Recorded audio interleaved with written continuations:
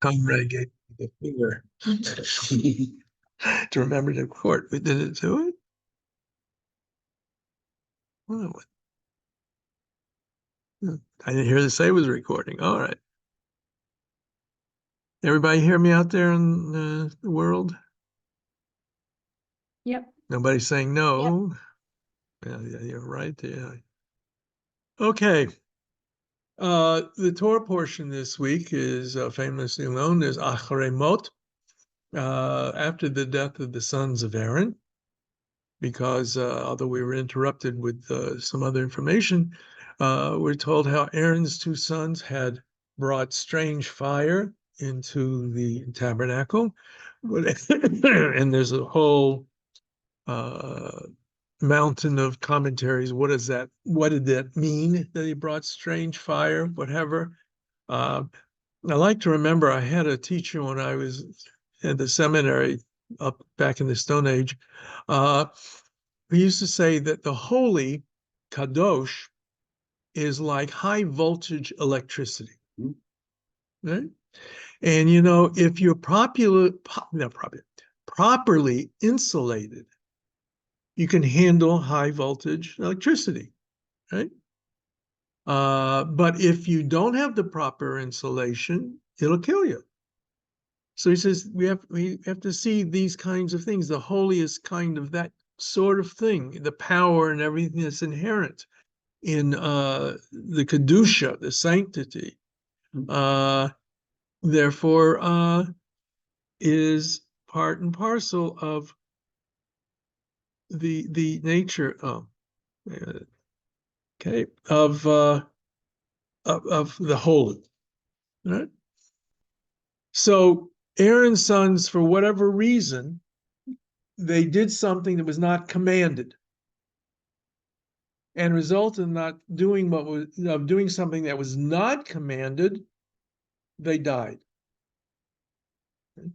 As I said, it's a very difficult issue to deal with and understand, but to me, that's always been the best way of understanding it. That when you have something of that nature, you have to be extremely careful with it.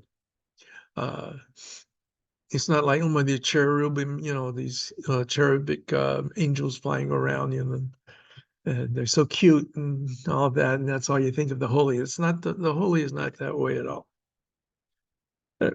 And it follows then with a commandment that when they go into the sanctuary, they're not supposed to drink.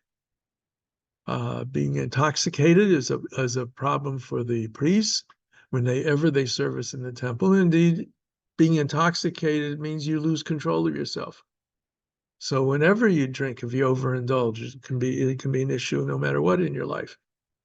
And so we then have also the part that talks about the Yom Kippur service. That's all part of Acharei Mot. Then we read it on Yom Kippur as the Torah reading. So that's just the very beginnings of it. As we said a few weeks ago, the milestones in life, every religious community, culture has something to mark the important aspects of life. Especially these moments of change from what was before, becoming an adult, birth, the idea of having rituals around these things. Similarly with marriage, we know that almost every religious tradition has some way of celebrating marriage. It's interesting to read about some of the histories of when and not when marriages were really sanctified in some religious ceremony, or people just got together and lived together, what have you, over the course of centuries. But for the most part, there was always a feeling that you needed something to acknowledge it. The Bible, the Torah, talks about it in a very non-romantic way. Right? Well, Adam and Eve don't count. All right. God set them up together, what they're going to do. All right. But, and we don't know anything about Abraham married Sarah. But we do know that when Sarah has died, Abraham is concerned that his son needs a wife, and he takes care of everything. He sends out the messenger to make the arrangements, and it's it's a setup in many cultures, right? Have you make what we call in Hebrew a shidduch. But arranged marriages were probably longer in human history than non-arranged marriages. But there are a couple of interesting details that some people overlook, especially when they're condemning what they think is the biblical patriarchal vision of marriage, which we'll come to in a little bit. When the servant, which by tradition is Eliezer, he's never really named as that, but when he makes arrangements with the family, and the next morning, it sounds like, he says, okay, let's go. I'm going to take you back to Isaac. They asked her, Rivka, Rebecca, do you want to go? It's not, you don't have choice in the matter, young lady. We're marrying you off. She has to consent to it. Right? So that's a significant statement right then and there. Granted, marriages didn't always work that way. Sometimes neither party was interested in the marriage, but the parents didn't care, right? But Rivka is asked for her acceptance of it. And then, interestingly enough, we read how when she's brought to Isaac, and he's comforted for his mother, all the Freudian elements that are buried in that statement, he says Isaac loved Rivka. Right? So when Jacob runs away, again, he makes arrangements with the father, with Rachel's father, to get married. But why is he he loves her. And when he's tricked, he says, I'll work 7 years for the hand of Rachel. And at the end of that time, they have the where we're told about celebration. And somehow he's tricked and in the morning he discovers he's married Leah and not Rachel. He's prepared to work another 7 years. Also, one interesting sidelight, which the rabbis have to deal with, is in Jewish law, a man cannot be married to 2 sisters. But this is before the Torah is given at Sinai. This is the simple rabbinic way out, although they say the patriarchs all served all the Torah, so sometimes have to deal with that sort of thing. So you have that element. And then furthermore, on Shabbat of this past week, the Chol Hamoed Shabbat of Pesach, what is the Megillah that is read? Shir Hashirim, which is love poetry. So while the ancient world often looked at marriage as a very much almost a commercial exchange in a certain way, there always was another underlying element of relationship that's there, that speaks to the personal relationship between the couple. Certainly you could have an arranged marriage and people can live together and they do what have to do and they go through life that way, and love is not necessarily part of it. But it seems that there's a very clear understanding that love is certainly an important element in it. Right? So now, the rabbis understood from the opening lines of the Torah that a person is supposed to get married, supposed to have children. that the purpose of marriage is to keep populating the world. Peru revu, be fruitful and multiply. We'll come back to that a little bit later when we talk about birth control and how that fits into this whole story in a minute. So there's that element of marriage.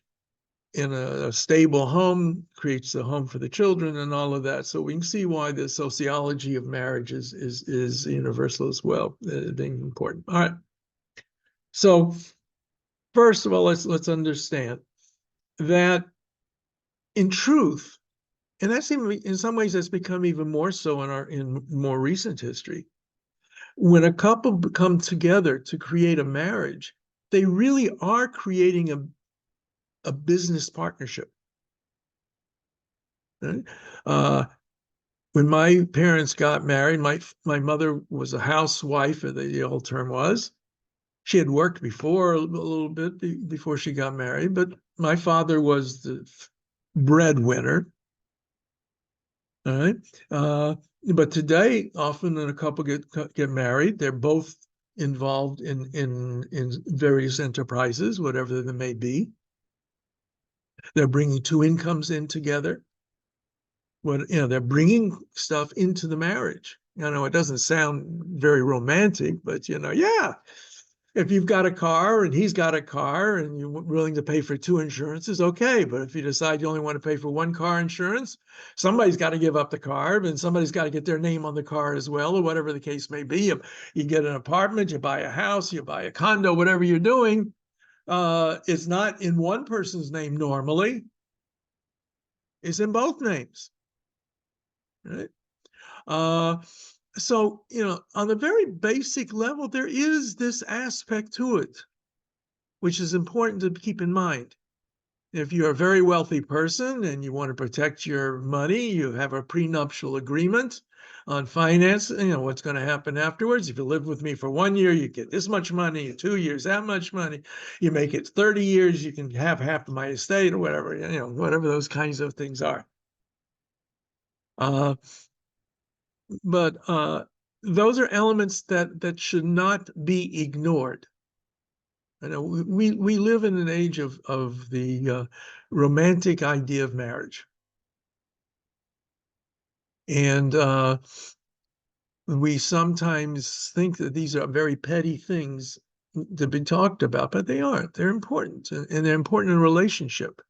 And if you have a relationship in which those aspects of it are not dealt with, you're asking for trouble. Okay? So let's look at the basic, though. What's in terms of Jewish tradition? What are the basic ground rules for marriage? Well, first of all, traditionally, there were limits to whom a person could marry. No one's allowed to marry their sister. You're not allowed to marry somebody who you share a parent with, even if they're only half, right? And there's cousins, though, in Jewish tradition did get married. But one of the things that is talked about in Acharei Mot and Kedoshim that is mentioned that we read on Yom Kippur and Yom Kippur afternoon talks about the forbidden relationships. The Bible uses the euphemism, Lo tegalah ervat, do not uncover the nakedness of your father, your mother, et cetera, your father's wife, two sisters, that sort of thing. Okay. So the standard holds there. One of the things, though, that we do see in Jewish tradition is that a man cannot marry two sisters in the lifetime of the two sisters. If a man marries a woman who has a sister, and if they should get divorced, he's not allowed to marry her sister. If she unfortunately passes away, then he could marry her sister. I'm not saying anybody's interested in going out and doing that, but I'm just saying, those are some of the rules that exist in terms of that.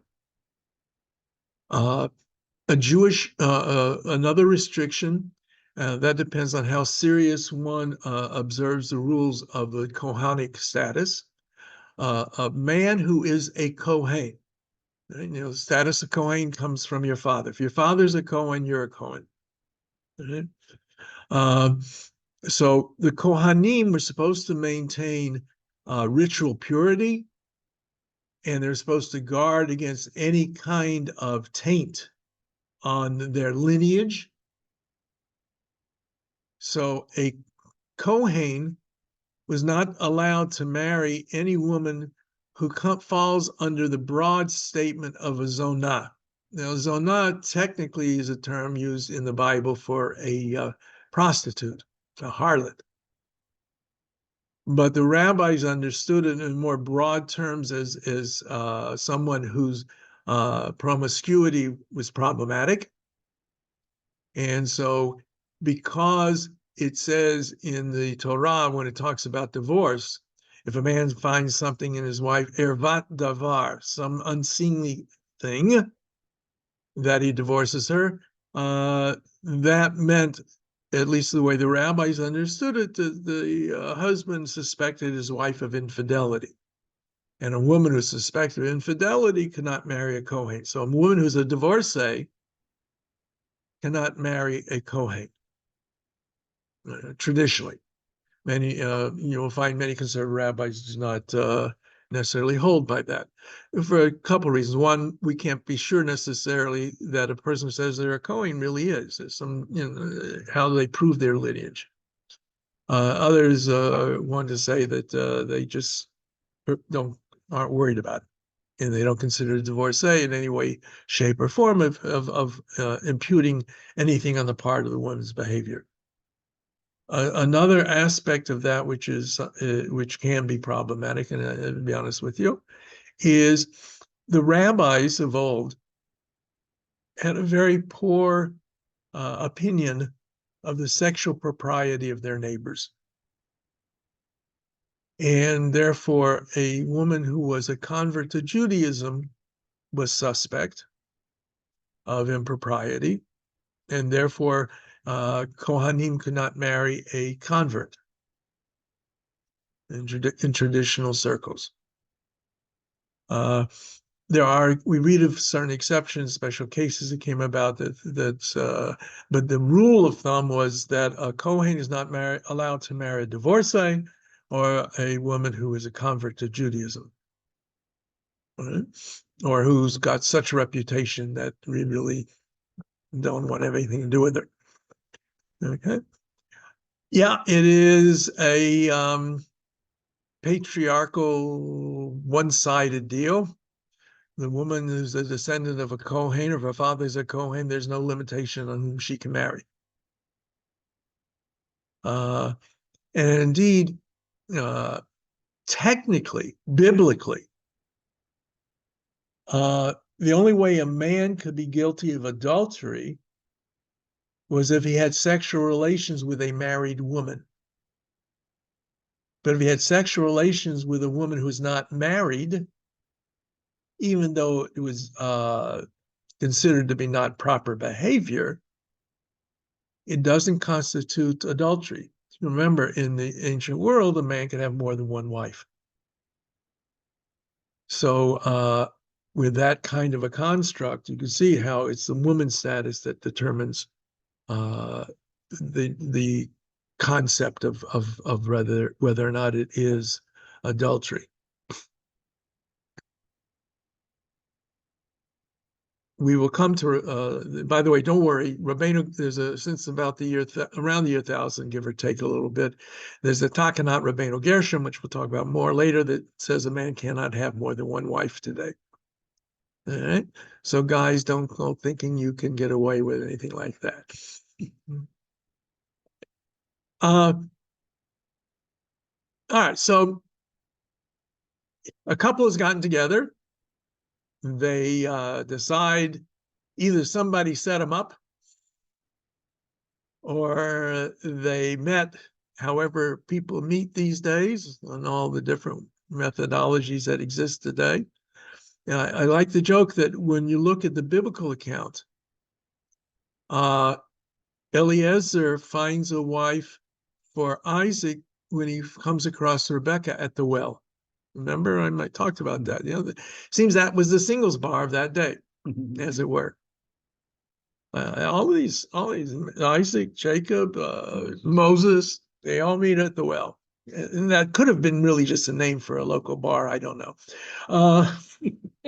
The Well. If you want to go into the marriage business, you open up a place called the Well Bar. Yeah. It depends on where you are in the Jewish community, the reality of how things work. In the very Orthodox community, it's not unusual for people to be set up, but it's not a question of them being said, all right, you're going to marry Chaim, you're marrying Sarah. Okay.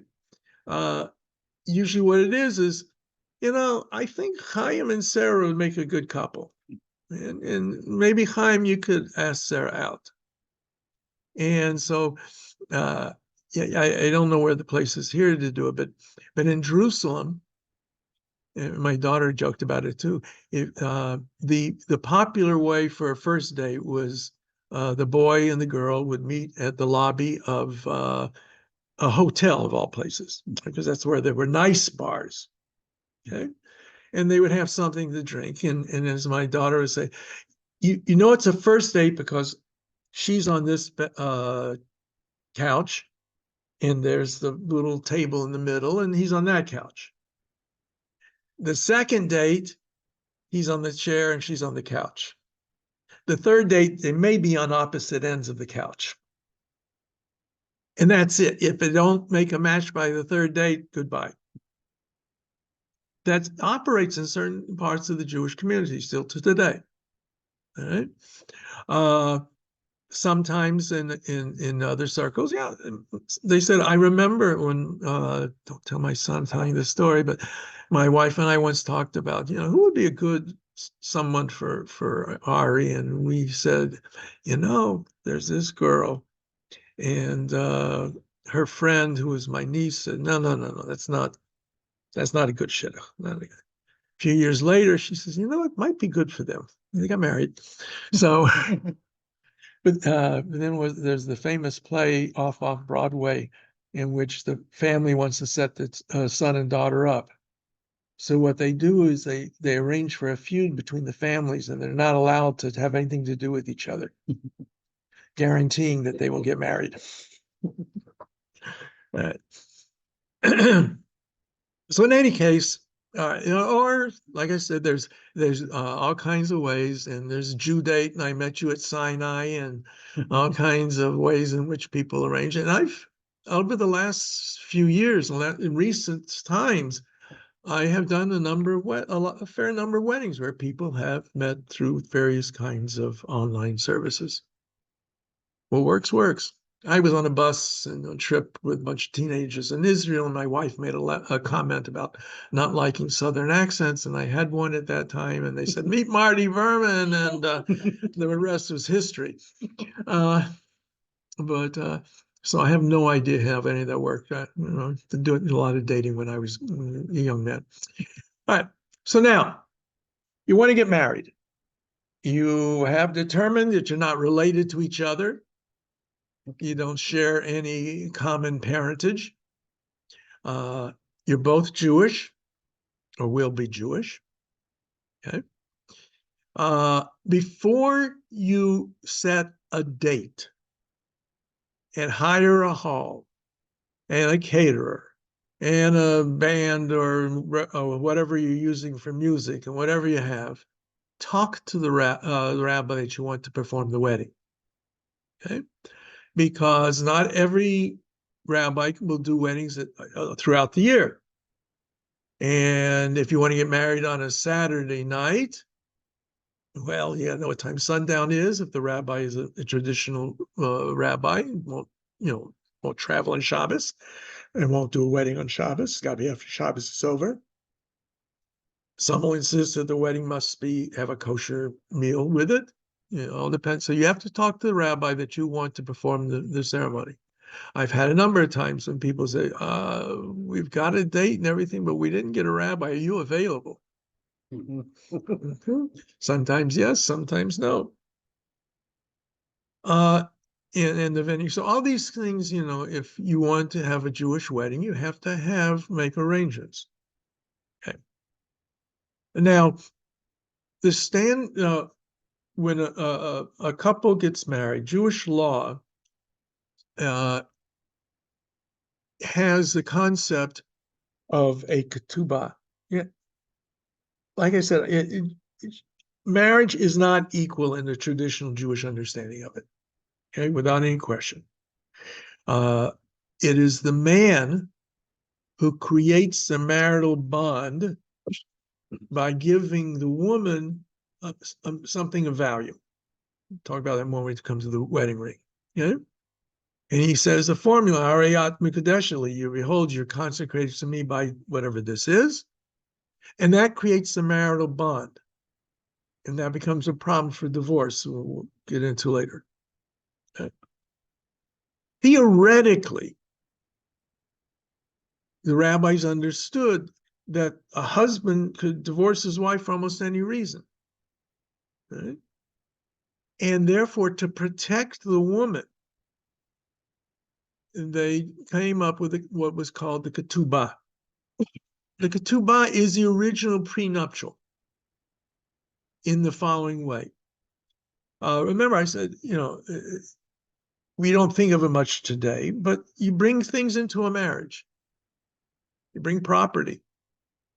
In a world in which things are much more controlled, right? That becomes very important to understand where's the property coming from, who's got usage of it, who's got control over it, what happens if, God forbid, the marriage breaks up, and the property that's brought into the marriage. So in an earlier age, this really was a vital element of the ketubah. Today, the ketubah mostly is pro forma, but remembering the basis of it was that the essential part was that the husband promised to provide for the wife during their marriage, food, basic clothing, essentials, and conjugal rights. The husband promises the wife conjugal rights, ladies, not the other way around. Trips? No, nothing about trips. If you're tripping, have conjugal rights. No, that's not what you were talking about. No, okay.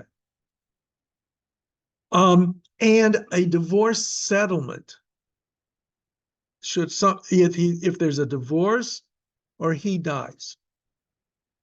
Okay, because the wife does not inherit the traditional Jewish law. Remember, we have a legal system that exists outside of the Jewish realm, and that system overrules some things, not purely religious matters, but it can overrule some things. For example, inheritance rights. According to civil law, the wife inherits a husband.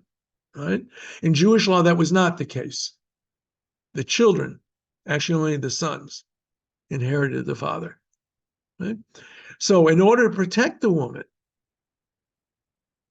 first of all, a certain sum of money was set aside, or at least promised, that constituted a lien on the estate should he die or there be a divorce that guaranteed her being taken care of. Today you go to the standard Jewish wedding in North America, it's pro forma, and there's a set 200 zuzim for a first marriage, 100 for a second, if it's a divorce or what have you. And how much zuzim are in today's world is kind of hard to identify. You can buy a kid a goat for 2 zuzim, at least according to the song. Right? So 200 zuzim means you can buy 100 goats, I guess. In Israel, and especially in the Sephardic communities, in part because marriage and divorce in Israel are really in the hands of the rabbinate, they put real sums of money in there. $1 million or something like that sometimes. And there was a case not long ago in which the rabbi threw it out. He says, no, he didn't really mean that when he put that into it was just everybody's trying to show off everybody else by promising huge amounts of money. So I don't know how that case ended up finally. Right, but and the wife, in accepting the ketubah, promises to live with her husband as befits a Jewish woman. So, example, I said the husband cannot withhold conjugal rights from the wife. Similarly, she can't simply withhold conjugal relations with her husband. Right? But he has an obligation written in the ketubah. If she doesn't want to have relations with him, that falls into the category of being rebellious in marriage, what have you. Right? Remind me when we talk about divorce, talk about ladies who did that. Okay. So you've got the date. It's not on the Shabbos. It's not on a Jewish holiday. Check your calendars. It's not in a period of time in which traditional rabbis won't perform the wedding. All right. And you know the rabbi is prepared to do your wedding, whatever your status is, and all those kinds of things that get thrown in there. Okay. And you've got where you're going to get married. And you meet with the rabbi, and the rabbi says, this is what I demand in terms of the ketubah. This is what I'm going to demand in terms of the ceremony. And so we get close to the day. Now, again, this varies from community and circles. There are those who, well, the bride and groom do not see each other at least a week before the marriage. My son and daughter-in-law, both they had to see each other. They were just going so crazy without seeing each other that they ended up seeing each other. All right. But the idea, the traditionally was that you wouldn't see each other for the week. The day of the wedding is a start of a new life. And so there was a tradition that unless that date was a semi-celebratory time, the bride and groom fasted. In some circles that still followed, some it's not, whoever it may be. Okay. And now you're getting ready for the wedding ceremony. So there's a chuppah. The chuppah is representative of the future home. It has to be open on the four sides. And it has a roof over the head. Sometimes you have a permanent one, kind of chuppah. Sometimes it's just a tallis held up on poles, all kinds of things of that nature. Okay. There it is. Now, prior to the ceremony, again, it depends upon the community, what you want, and you would talk with your rabbi about it. I'm going to describe the most traditional manner, and people have parts and parcels of that whole manner. Okay. All right. So let's go. The most traditionalist style is the women are in one area and the men are in another. Okay. And usually the women have much better food to eat, and the guys get schnapps and whiskey and some stale cake. And that's why the guys sometimes go sneak over to the women's side to have a little something before the signing of the ketubah. All right. So, at some point where the guys are all gathered, they bring in the mothers of the bride and groom and the fathers, and they will have, and you will not see this in non-Orthodox circles. I don't know of any non-Orthodox rabbi who does it. I've only done it when I've had more or less like an Orthodox service. What are called Tanaim. Tanaim are basically agreements from the families that what they're going to provide for the bride and groom, blankets, sheets, goats, whatever the case may be, apartments, I don't know. Today it's all done, again, it's a pro forma documentation that you do just before the ceremony, and there's a custom for the mothers of the bride and groom to break a plate at that point. Okay. So mostly saying, this agreement should never be broken. Just as a plate can be broken, this agreement, though, should never be broken. Now comes the ketubah. So the ketubah, interesting enough, the most traditional form of it has no place for a bride and groom to sign. In Jewish law, traditional Jewish law, all documentation is really testimony to something taking place, and witnesses sign that document. And the document is validated by the signature of the witnesses. Now, a lot of ketubot that are available today will have a place for bride and groom to sign. But in the traditional document, it's all just the two witnesses. The traditional document was in Aramaic. It begins more or less on the first day of the, or whatever day of the week it is, the day of time of the month, the year, where it takes place, and the name of the bride and groom and what they all promise each other, these things that I talked about before, and that the husband to be promises to abide by this, and all of his property that he owns or he will own is leaned against up to the shirt off of his back. Ad galima al katfai. It says that literally, right? And so then it's witnessed, and then in the very traditional circles, then the groom is escorted to where the bride is. So the men and women are separate sections, and then the bride is waiting there with the veil back, and the groom will put the veil over the bride, and then they're ready for the ceremony itself. Now, most of the weddings that I've done, these are combined together. We have we have to sign the civil document. That's got to be signed and witnessed, and however that's going to be handled. And the ones I usually do, because it's not being separated like that, the bride and groom are there together. We sign the ketubah. The groom puts the veil over the bride, then they get ready to march in. Okay? So most traditional minded rabbis insist upon some kind of a veil. Okay? Maybe very simple, just a hat with a little doohickey hanging down even. If you'll see pictures of very extreme Orthodox Hasidic weddings, the bride has this handkerchief over her face. She can't see anything. I tell you, nobody can see. She can't see, and they can't see. Somebody has to lead her by the hand to get to the chuppah. All right. So now we're ready for the chuppah. There is no set rule on how you get to under the chuppah. Okay? Most of the weddings that I've seen, and this covers all factions of the Jewish world, you have whatever people are going to come in first, that and great grandparents or grandparents and can't walk and what have you, and they get ushered into the room.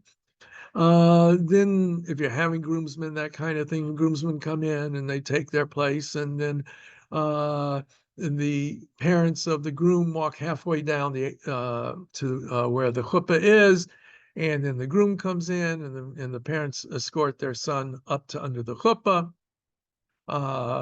Same thing for the bride, the bridesmaids, flower girls, and little kiddies who don't know what to do with the rose petals that they're supposed to be throwing around or what have you, or dogs on leashes. I've seen that, and guys with all kinds of shtick that's done these days.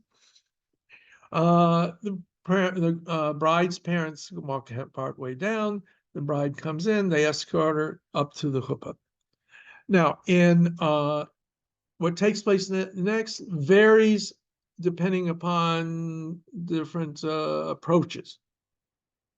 The most traditional approach was, first of all, the groom would put on a kittel, right, like we do wear on Yom Kippur. And in many cases, they also put some ashes on his head. It used to be easy. They had a cigarette, they put it out, and they got some ashes to put on the guy's head. The rabbis today have to come up with some other way of doing that if they're going to be putting ashes, as a reminder of the destruction of the temple, which appears again later on in the marriage ceremony.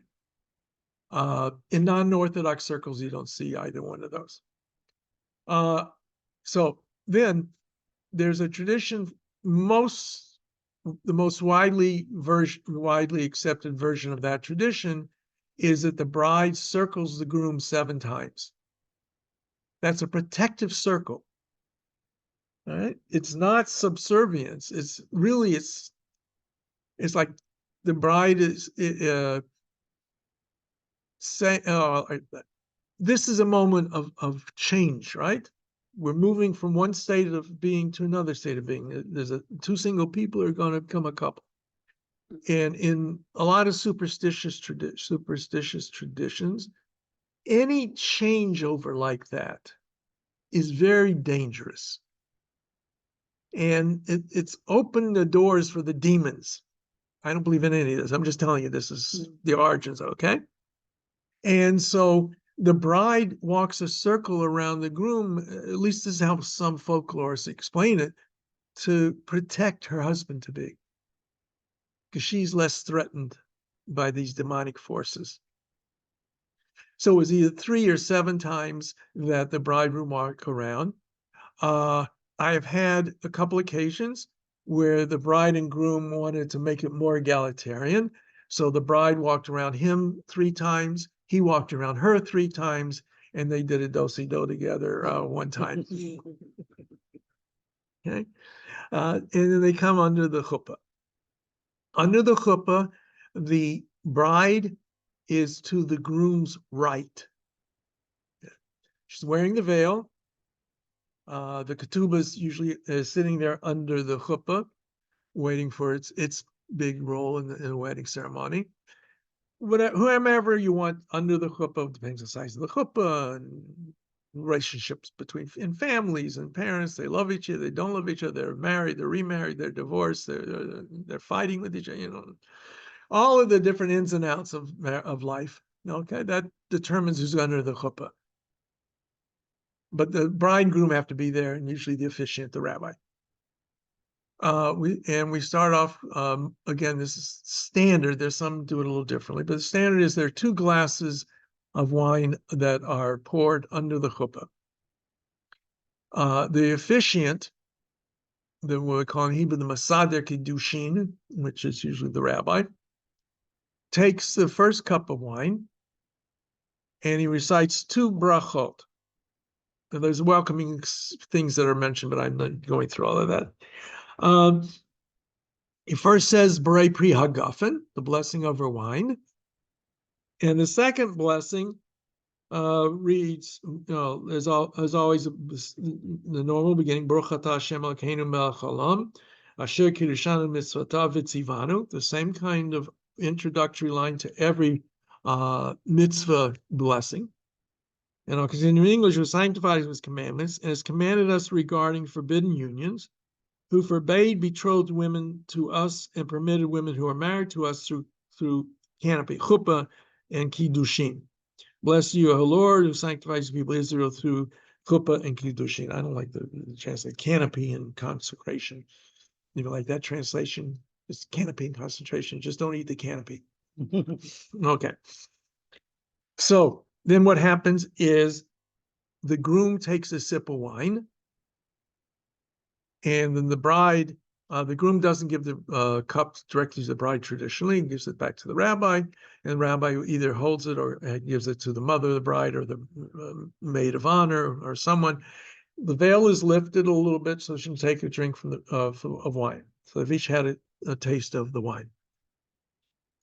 By the way, you're supposed to say amen after the rabbi's blessings. Actually, everybody's supposed to say amen after the blessings. All right, so that's called Birchat Erusin.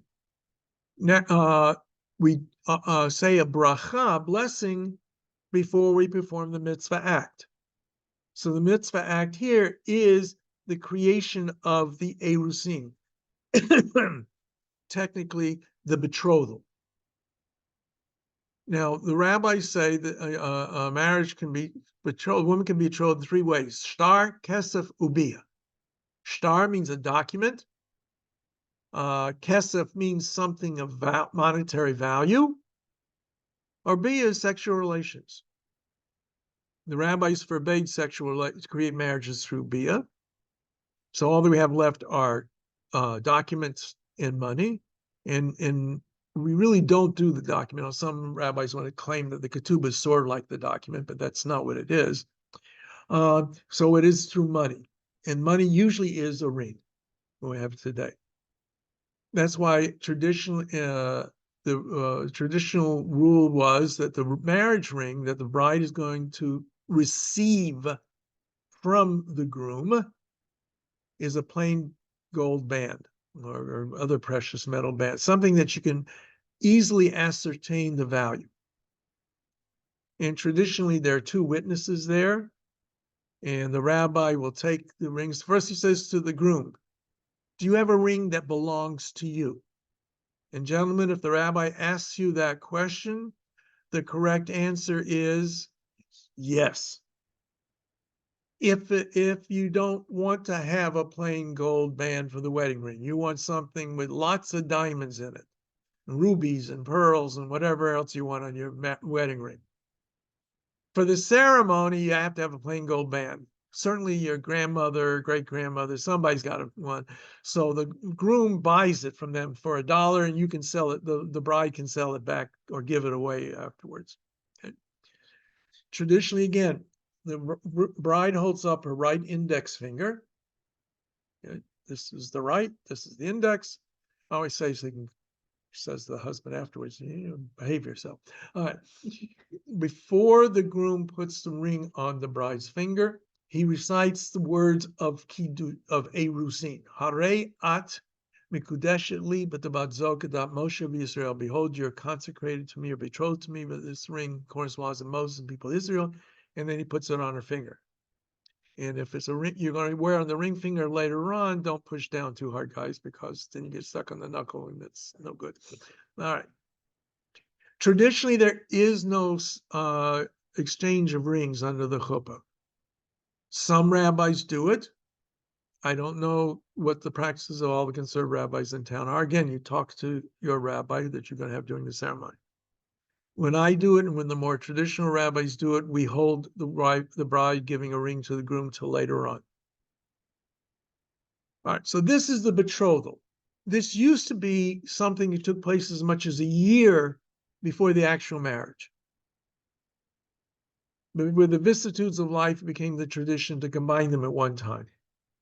But to separate them, traditionally, we read the ketubah. The reading of the ketubah really is a time waster. It's meant to separate the two elements. And rabbis often speak at that time. Sometimes they speak at the beginning, sometimes speak in the middle, at that point rather, or even at the end.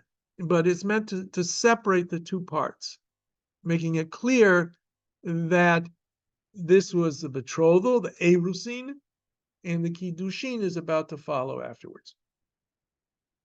A chuppah is following after that. Sorry. So many of us who will do a ring, have the bride give a ring to the groom. At that time, the bride will give a ring to the groom and will say something along the lines of "Ani l'dodi v'dodi li," I am my beloved's and my beloved is mine, from the Song of Solomon, Shir Hashirim. It is not the creation of the marital bond traditionally, right?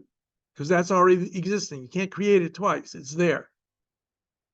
And that's why more traditional rabbis do not allow the bride to use the language of mikudeshet, mikudash li. Again, there are rabbis who will do it. All right, I'm just, these are the various ways that are out there. Then we take the second cup of wine, and we're going to recite the Sheva Brachot, the 7 wedding blessings. Again, depending on the circles that you're in and family members, what have you, either the rabbi does this, if you have a cantor, the cantor does this and does some of the extra singing that picks things up, or family members will recite the Sheva Brachot. There are 7 blessings. The first one is a Brei Pri Hagafen over the wine, like the previous time. And then I'll just read you in the English. There it is. First, Brei Pri Hagafen. No, I'm sorry. Brei Pri Hagafen is first. I was looking at the Birkat Hamazon. So he says, "Blessed are you, Hashem, our God, King of the universe, who has created everything for His glory." Hakol bara lichvado. The second one is Yotzer Ha'adam, creates the human being. The third bracha, fashioned the human being in His image, in the image of His likeness, and prepared for him from himself a building for eternity. Blessed are you, Hashem, who fashioned the man. All right, so you can hear the reference to Adam and Eve here. The next one, does not begin with Baruch. Bring intense joy and exultation to the barren one through the gathering of her children. Amidst her in gladness, blessed are you, Hashem, who gladdens Zion through her children. So we're referencing the Jerusalem here, and the destruction of Jerusalem. The next one, gladden the beloved companions, as you gladden your creature in the Garden of Eden from before time. Blessed are you, Hashem, who gladdens groom and bride. The sixth blessing is the one where is usually the fancy singing one. If you have a chazan, that the chazan is going to do it. If you have family members do it, you make sure the family member can do it, can really sing it. And sometimes the congregation joins in. This again in traditional service varies, what have you. Baruch atah Hashem Elokeinu melech haolam, asher barasasum v'simcha chatan v'chala, asher barasasum v'simcha chatan v'chala. Gila rina dita v'chedva ava v'yachva v'shalom v'reyut. And everybody gets quiet usually. They stop singing with whoever's doing it. Then we all join in. Kol sason v'kol simcha, kol chatan v'kol kala. Kol mitzalot chatanim michupatam narim mishtei medinatam baruch atah Hashem v'sameach chatan im hakala. So in English, blessed are you, Hashem, our God, King of the universe, who created joy and gladness, groom and bride, mirth, glad song, pleasure, delight, love, brotherhood, peace, and companionship. Lord our God, let there soon be heard in the cities of Judah and the streets of Jerusalem the sound of joy and the sound of gladness, the voice of the groom and the voice of the bride, the sound of the groom's jubilance from their grooms, plural, jubilance from their canopies, and of youths from their song-filled feast. Bless you, Hashem, who gladdens the groom with the bride. Then again, the groom takes a sip of wine, and the bride takes a sip of wine. Usually, the veil is usually left up at that time. I did forget, after the reading of the ketubah, remember the time traditionally the rabbi gives it to the groom, and the groom gives it to the bride under the chuppah, and then she gives it to her mother to watch out for or whatever. So there's one final element in traditional weddings, and I think this takes place in almost all circles. We say that even at a time of joy, we have to recognize that we live in an unredeemed world. That's the language I usually use, represented by the destruction of the temple. And so we break a glass or a light bulb, something of some at least minimal value, to remind us of that. And people usually yell out after that, Mazel Tov, which is really not quite appropriate for that moment, but that's what people do. Again, in non-Orthodox circles, usually the bride and groom kiss each other. In Orthodox circles, the bride kisses her mother and her mother-in-law, and the groom kisses his father and his father-in-law, and the girls kiss the girls, the boys kiss the they shake hands, whatever it may be. All right. We don't usually have the language, you may now kiss the bride. That's not usually found in it. Okay. Now, traditionally, there was a heavy emphasis on the idea of marital fidelity and premarital fidelity. So that in traditional Jewish circles, a man and a woman are not supposed to be alone together unless they're husband and wife. And so the first opportunity for the bride and groom in that circle to be together is right after the wedding ceremony. They go to a room It's called the Yichud room, which they are now together as husband and wife, as symbolic of the fact they're now husband and wife and they can be alone together. They're alone together. Traditionally, they're supplied with some food. And even in many non-traditional circles, the bride and groom will have a period of time in the Yichud room, at least for a few minutes together. I always tell them, give you a chance to just kind of relax and catch your breath and whatever before you go out to the festivities. Now, the meal that follows the wedding really is part of the wedding. It's called a su'udat mitzvah, a meal that's associated with the mitzvah of getting married. And that's such that when it comes you start with hamotzi.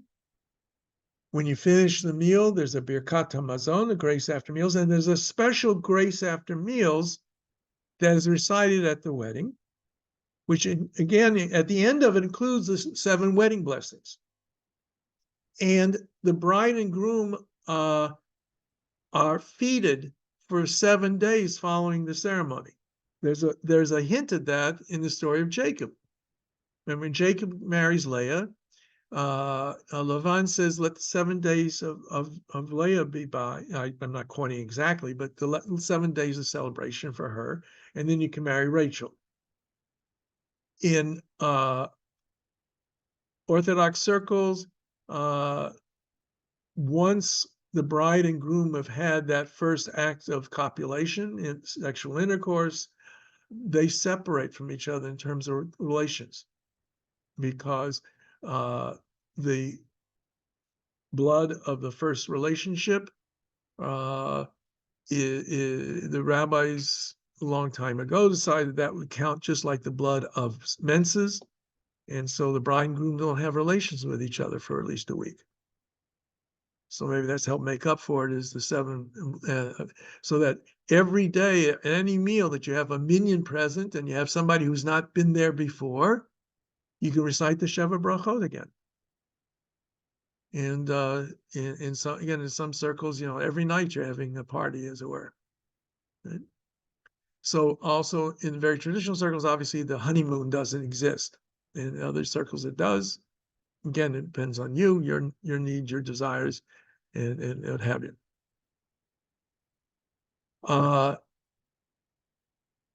I think I touched about on all the basics there with the wedding, the marriage, and all of that. If anybody wants me to make a shidduch for you, just no. I've never done that. I will tell you, I did break up a shidduch. I had a situation in which I got a phone call. A woman had been set up with a gentleman. I use the term loosely. And I know for a fact that he had beaten his previous wife. And when she called to ask about him, I couldn't tell her that, but I could insist, this is not for you. And she took me at my word, thank God. Okay. And it depends on the rabbi how involved they want to be in researching whether or not you should get married. Some rabbis will spend a lot of time with the bride and groom beforehand talking about things. I had a student in my class, of course, last year who fortunately broke up. She'd been living with him for a number of years, and he was abusive. And her rabbi, who was working with her, had said she would not have performed the wedding if the time came to do it. So rabbis can sometimes sense that it's a very tricky thing. God willing, every marriage is for the rest of your life. Ideally, that's what you want to have. It's not always going to be the case. We're human beings. Every once in a while, my wife asks me now, even, you want to divorce me? It'll be 53 years this summer. Yeah. Well, after 53 years, no. But the reality is, of course, that we're human beings. You may have heard some rabbis, this is sometimes brought in weddings, this is brought at this past seventh day of Passover. There's a statement in the Talmud in which God is asked, what do you do since you created the world? And he replies, making shidduchs, matchmaking. And so the one version of the story, this woman, this Roman matron asks the rabbi, what has God been doing? He says, make shidduchs. And she says, big deal. I can make it. I have 100 male slaves, 100 female slaves. I line them up. You're married to this one. You're married to that one. You're married. Next day, this one comes with a broken arm. That's got a black eye. This has got scratches across the face. She goes back to the rabbi and says, you're right. It's harder to make a shidduch. It's harder to create a marriage than it is to divide the seed. Okay. Now, the Torah has a very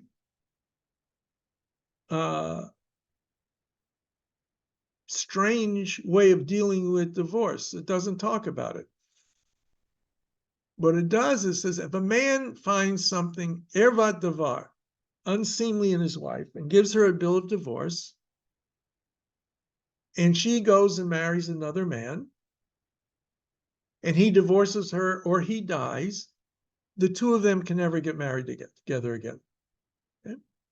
That's the passage in Deuteronomy. I had some nuns visiting one time in the synagogue. Well, this is a long time ago, which I said the Bible permits divorce. They said, no, it doesn't. I said, well, I showed them Deuteronomy. So anyway, but it's an afterthought. It's not talking about divorce.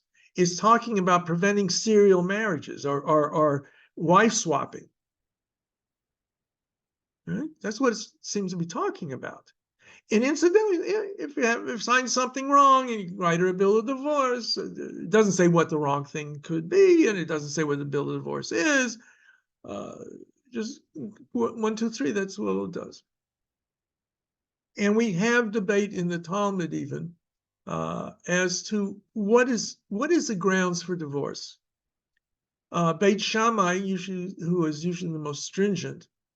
For example, when Beit Hillel and Beit Shammai argue, how much value does a ring have to create a marriage? How much money does the man have to give the woman? Beit Shammai says, I think it was a dinar, a gold dinar, maybe even. And Beit Hillel says shava pruta. It's like saying $100 versus a penny.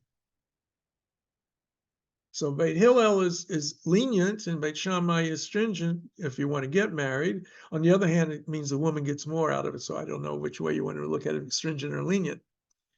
But Beit Shammai says the only grounds for divorce is if the man finds something unseemly about his wife. Okay? Rabbi Akiva on the other side says basically, and I'm only, it's not really euphemism, if she burns his beans. In other words, Beit Shammai wants to say a divorce really should come about only because of the most stringent worst case scenarios. Beit Hillel, Rabbi Akiva is saying, if a burnt meal creates such an antagonism in a couple's life, obviously there's something wrong in that marriage. So technically, it's very easy to get a Jewish divorce for the man. Remember, I said the man gives her a ring. He creates the marital status. Only the man can remove it. The woman has no power of divorce in traditional Jewish law. Now, that obviously was and is a handicap for those who feel bound to live a totally Jewish life. But over the course of the centuries, certain things have come about.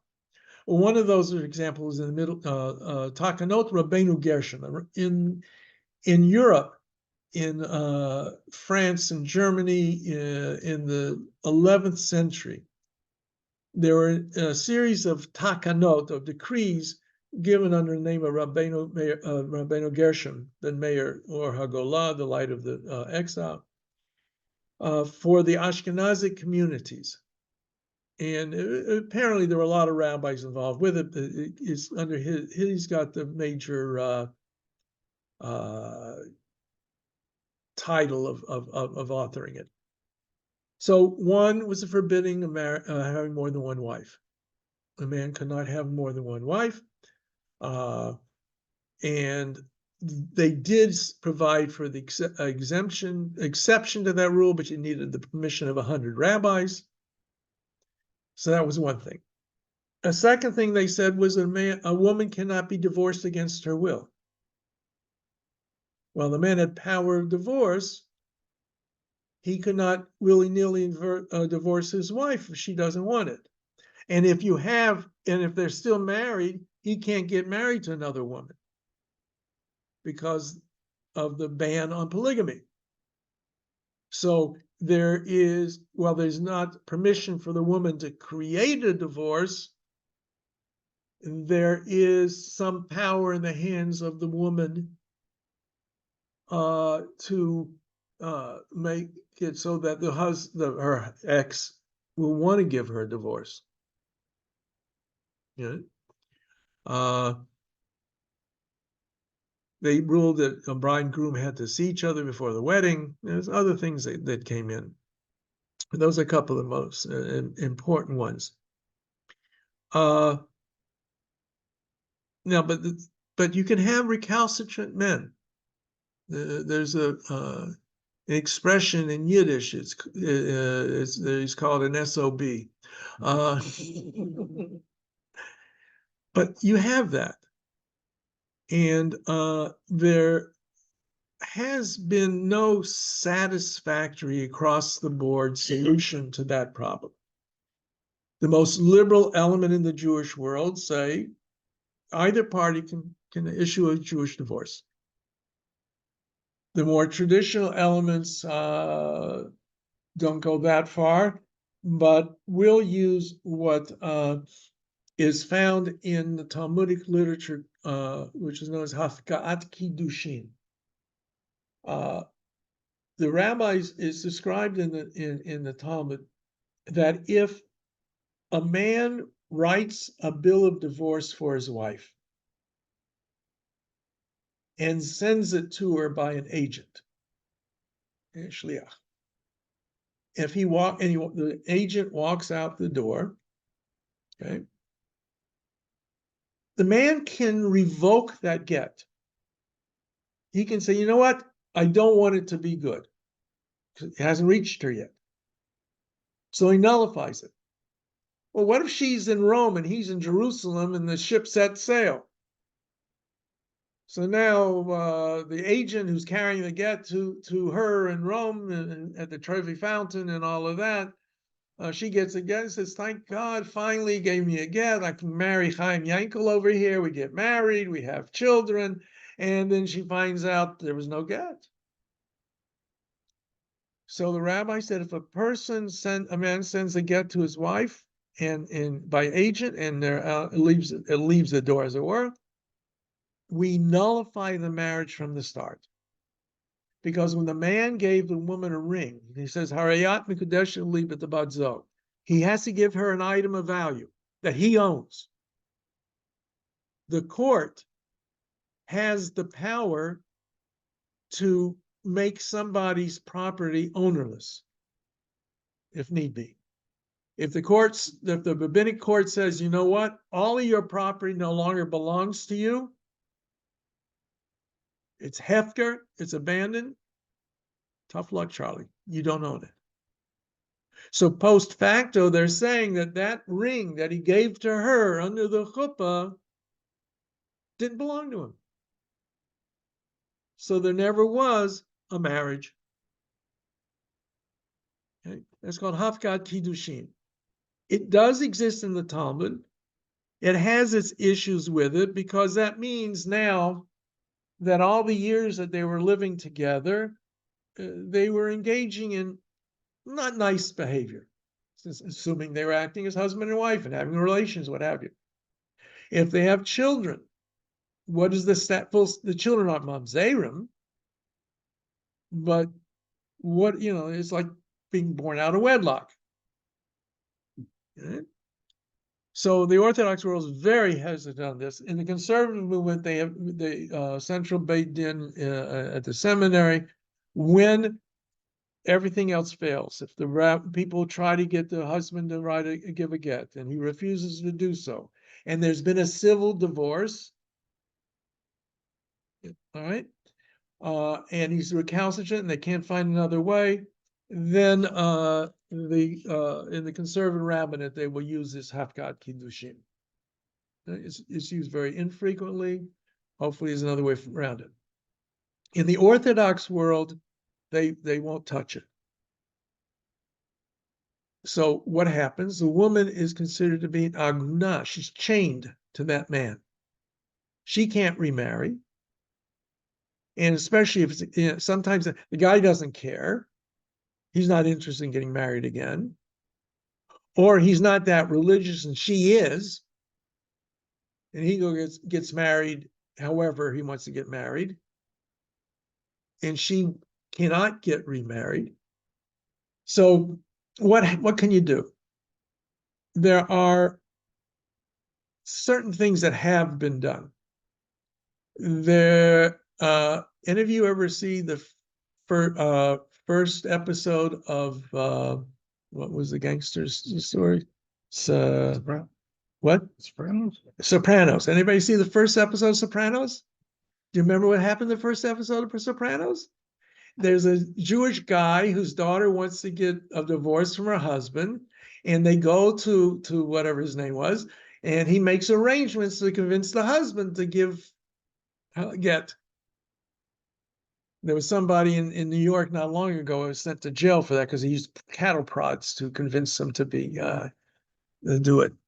And that's based, by the way, on it says in the Talmud and Maimonides, Bills like it says, everybody wants to do the right thing, but sometimes our Yetzer Hara, our evil urge, gets in the way. So you're allowed to give a man lashes until he says, I want to give her a get of my own free will.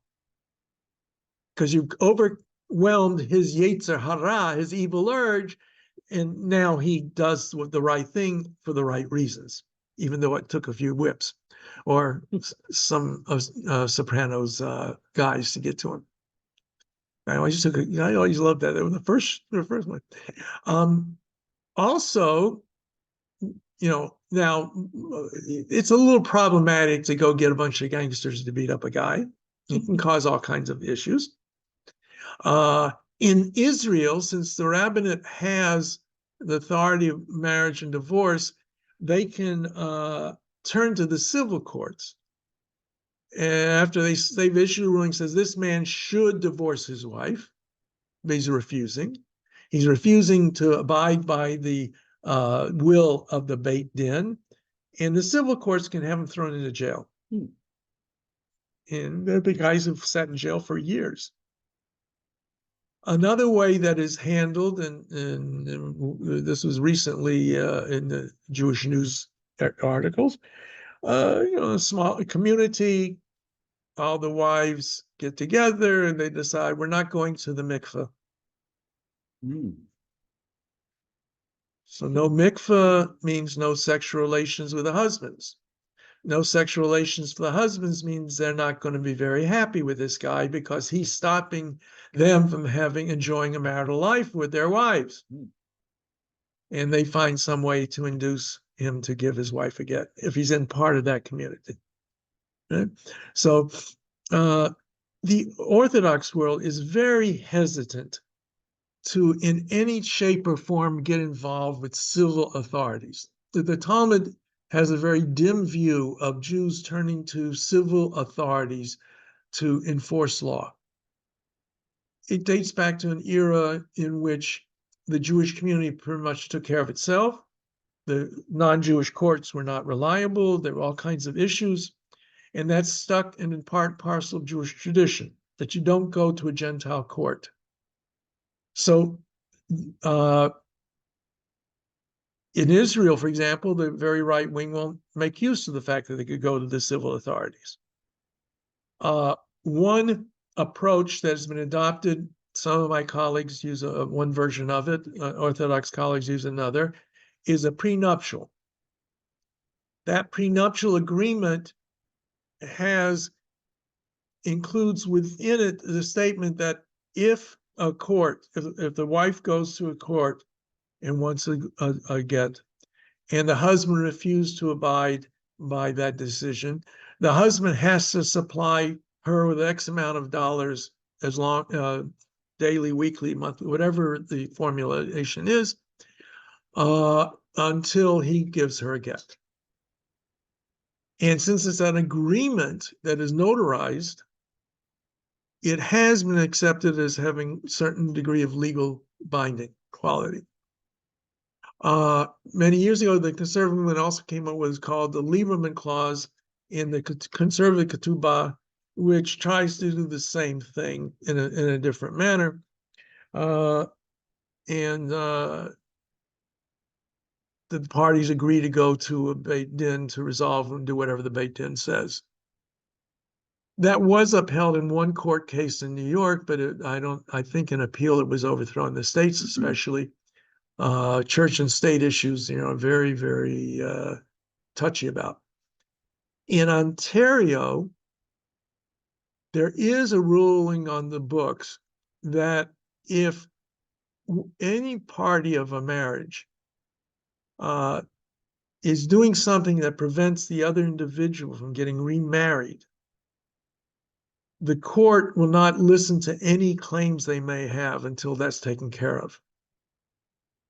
And that's not exact wording, but the nice legalese there, which essentially says that if they're having a divorce, and that's why here usually they suggest that you get a Jewish divorce, a get, before the civil divorce. If the husband refuses to give a get, then the court won't listen to any of his pleas in regard to the civil divorce, and division of property, and that sort of thing. So there is some stick to be used. Okay. Now, I started by saying, in essence, a get is very simple, but in order to make sure it wasn't so simple, the rabbis put all kinds of hoops that you had to jump through. Right? So there's a basic format that has to be followed. If the parties are in agreement, all right, they've worked it out, they're both behaving like they should, their marriage broke up for whatever reason, but they want to go their own separate ways and live their lives. Usually there's special batei din, special courts that handle this. I've sat on one. I was just really as a witness. I wasn't on the court. You go to a person who can write a get. Usually it's the court, though, Beit Din.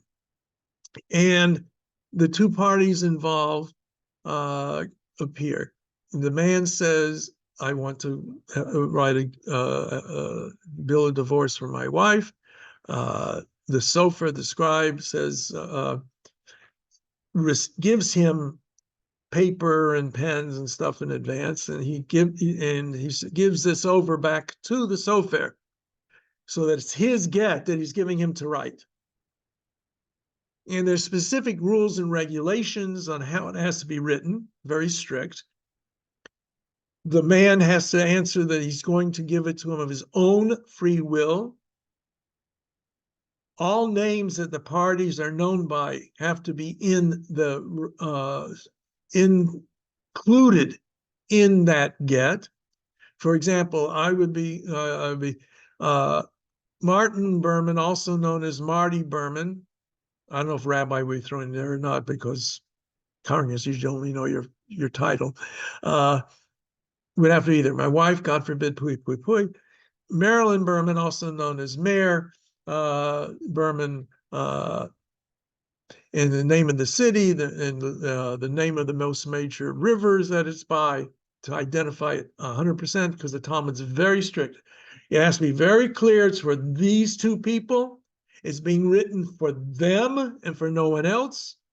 It has to be identifiable. They come from one particular area, so we know exactly who it's involved with. And the husband tells the scribe that he can write even 100 gittin, plural of gets, of get, until he gets it right. And you wait around until he finishes it. And then it comes back in front of the witnesses or the court as witnesses, and then he shows it to them, and he gives it to the man. Is this the get that you asked to be written? And the man has to say yes. Did you do it of your own free will? There's a whole play that they have to follow the lines. And then the woman is asked again. She's going to accept it. Yes, so she's asked to hold out her hands like this. The get is dropped by the man into her hands. So she has possession of it, takes 4 steps back and forth, showing that it's hers. They return the get to the court. They check it out to be sure. Is this the same get that was written and given? And I'll go through this whole rigmarole to make sure that they cut the get. They take a razor and put cuts in it so it cannot be used again. And then the couple are given what is called a patur. The patur is a document saying that a get was delivered on such and such a date, and after 3 months, they can get remarried. They can remarry. They can marry. It really is for the woman to marry it. 3 months to make sure that she's not pregnant. End of story. So it's important.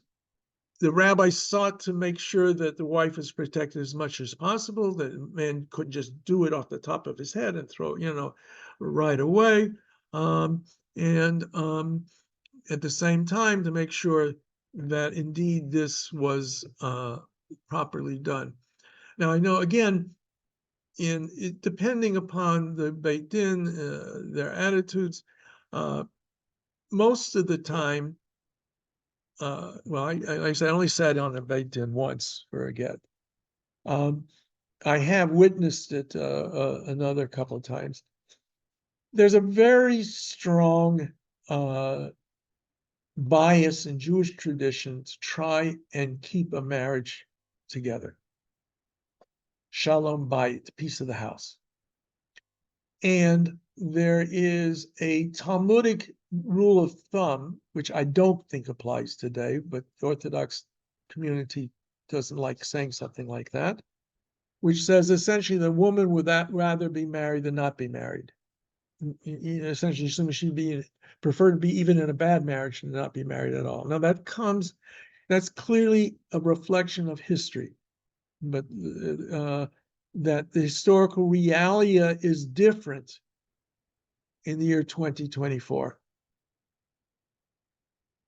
Even just 400 or 500 years ago, even less than that, a single woman was at a very clear disadvantage of the world, economically, protective-wise, all of that. And so you can understand where such a concept would come from, because in the ancient world, unfortunately, that's the reality. It was fortunate, unfortunate. The reality was a woman was either a daughter or a wife. Not being one of those two put her at a very clear disadvantage and dangerous sometimes. That's not the case today. Women are independent. Women have financial opportunities. Sometimes they have a deadbeat husband that is living off of them, right? But in the Orthodox world, I had friends from way back when I was a rabbi in El Paso, Texas, and unfortunately they got divorced. And the wife, we were very friendly with her. We met up with her many years later by accident, and that's when they had been separated. The get had not yet been written up and delivered to her. They lived in El Paso, Texas. Not a lot of good courts out in that part of the world and could take care of this. So she was staying with us for a few months, and the get was mailed to the local Orthodox Beit Din. oversee the delivery, not the giving of the get. The get was already written. They were just going to oversee the delivery of the get. So all they had to do was ascertain who she was, and they brought me forward as to be one witness to who she was. That was sufficient, they felt. The marriage is gone, over, done with. They tried to say, can we do something to make this, fix it up? Do you really want to go through this? Can't we, this whole Shalom Bayit, which to me, it was totally ridiculous. All right. He's still back in El Paso, Texas. She's visiting Toronto, Canada. She lives in New York. What are you doing? But that's a bias. Some of the more liberal in the Orthodox world recognize that bias is not really good bias today, but their hands are tied to a certain extent. There was well, forget about it. But it's very important. Just like creating a marriage is and creating a Jewish home is important.